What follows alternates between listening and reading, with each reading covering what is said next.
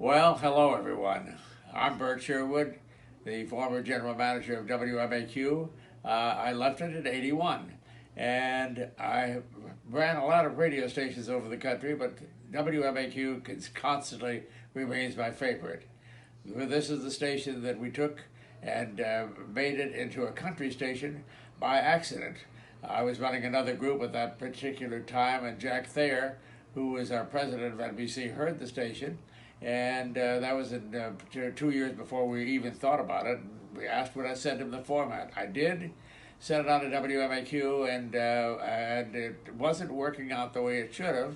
And Jack brought Bill Hedges and I in from Philadelphia, and we went to WMAQ on a summer morning, and stayed there just about 5 years. We also at that point didn't know it, but we had to also double up and run WKQX. So I had 10 salespeople on WMAQ, and I think 5 on KQX, and we ran it for a year until they split, a year or two before they split the divisions. And Pittman had done a great job on KQX, but on WMAQ not so great. So Hedges came in and redid it just like we did on WCUZ in Grand Rapids. It's a long period of time ago, and nobody remembers it. Nobody would care. But we had some wonderful people there at WMAQ, including Tom Schnecky, who's now the big engineering guy for CBS in Chicago. And we had Lawton Wilkinson, who was one of the original Tuskegee Airmen, and we had a staff of great announcers. I'm sure you know all of them by now: Terry Stevens, Lee Sherwood, Joel Sebastian. Poor Joel and Lee both are passed on. Lee decided to go to California, and Joel slid in there and just made it as slick as you could ever think. He was amazing. And we had the Good Morning guys. And Rich Renik asked me, how did he come by the Good Morning guys? Well, I stole a little bit from my days of being a jock, and most of you don't realize that the manager can be, or could have been a jock in those days, but I was, and I was on a station called WMCA in New York, and that's called the home of the good guys. So I just took the Good Morning guys, and it was Lee, and then it was Joel, and we had Tim Weigel, who was absolutely doing crazy things every morning on the air. You couldn't stop laughing, and Jerry Taft and Pat Cassidy. And they all chimed in, and they did about 4 hours of unbelievable stuff. And every morning, I never knew it was going to happen, and every morning I enjoyed driving in. And sometimes I got stuck in traffic, and I would be there an hour laughing my rear end off in the car. And I thought it was just a wonderful crew. We had a great time with the station. The station was the most powerful thing I'd ever run.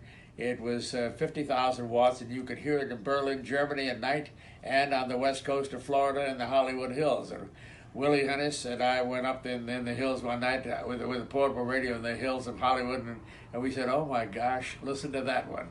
And we had Q on. I think we had Fred Sanders on, and it was just a wonderful time for us. 67 WMAQ Chicago. And I think that all of you, I miss you. I hate to tell you this, or I'd like to tell you this. I'm now 91 years old. I started when I was there when I was a kid. No, they didn't build the thing around me, but I just can't tell you how much I love that station, and I'm missing a lot of people. Rich Renik, and of course the wonderful Bob Tracy, the Polish Cowboy on the weekends, and we had Nancy Turner. It was there, and I like to recall all the wonderful good people that were there. 67 WMAQ Chicago. The Good Morning guys were terrific. We put posters all over town with them on their pictures, and Tim Weigel told me when he went over to WLS-TV that more people he thought listened to him on the radio in the mornings than he did when he was on TV at night. That wasn't true, but he thought that. It was just a wonderful time. We had great memories. We had the disco demolition, the White Sox game. 67 WMAQ. 67 WMAQ. Everybody wonders what happened with Harry Carey singing "Take Me Out to the Ball Game." We had a chance. I think it was July, to hit $1 million in sales on WMAQ, and I was about $2,000 short. So I had only place I could cover it and put it in without breaking format was in the White Sox ball game, and we picked up a feed from the TV station that was carrying the ball game, and they carried the Harry singing live. That was a Bill Veck invention, by the way, who was the owner of the Sox, that the principal owner. And I covered him singing with a minute thing. I got $2,000 for it, and we had the first $1 million month in the history of NBC radio ever. 67 WMAQ.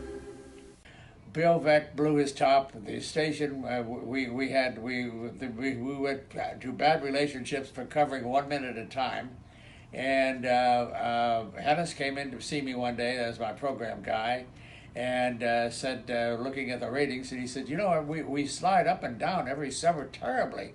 And I said, well, why? He said, well, I think it's the White Sox. So we took a look at it, did a quick analyzation of it, went back to bookkeeping, and we figured out how we could survive. Nancy Turner was doing a heck of a job, and we canceled the White Sox. Well, you think Second World War started, and that was the story of many a day in the local tabs. And I don't have to go into that. Most of you who were alive in those days saw them. It was I was scarred right down to the end of a frying pan. But anyhow, we were there, and you could go on and on and on about it, about what happened.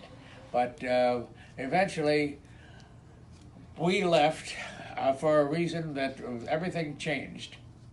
We lost Jack Thayer as our president. That was bad enough. And I stayed on with Fred Silverman, who was very, very nice to me. And I heard he was resigning. And I said, I've had enough of this. And Bill said he'd had enough of this. And we decided we were going to go into the consulting business. And we left WMAQ I think in the summer of '81, a day after Fred Silverman resigned. WMAQ. It was a hard thing to do, but the right thing to do, because things were changing at the top. NBC wasn't what it was, and it was a very interesting company to work for, and I had a great time with them, and I appreciate all they did for me, and I appreciate all you guys did for me. You kept me alive and kicking. And I miss it to this day. I see you every morning because I got pictures up on the wall, and I got a picture of the $1 million month. And I think we did very well for Chicago and WMAQ. May I wish you all a very happy meeting. I'm sorry I couldn't be with you, but at 91, it's very hard for me to travel, and you wouldn't want to see me limping in the door. I love you all, and thank you. Good, and have a wonderful time. Thanks so much again. Bye-bye now. 67 WMAQ.